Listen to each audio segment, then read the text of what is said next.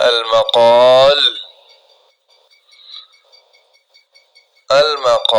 قالب نثري يعرض الكاتب فيه موضوعا متراتبا يقدم فيه رأيه أو يرسم صورة أو يقرر فكرة ينقلها إلى القارئ أو السامع في صورة ممتعة على أن يعتمد فيه الكاتب غالبا على القصد في التعبير وفن الإيجاز.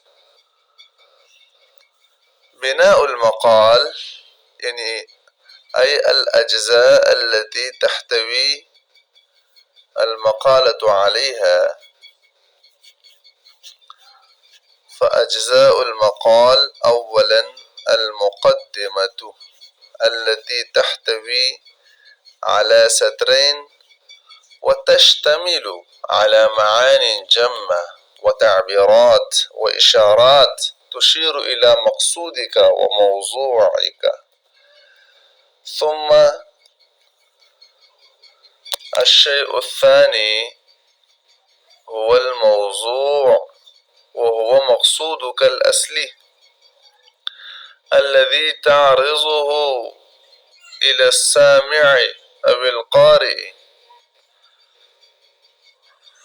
فيتكون من التعبيرات والأساليب العربية التي تجذب قلب السامع.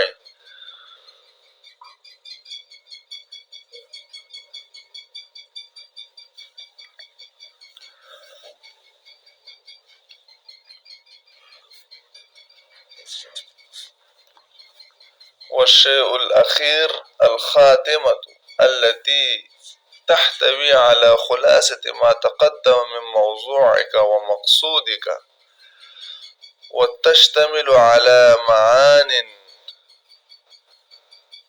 تفيد المخاطب فائدة تامة.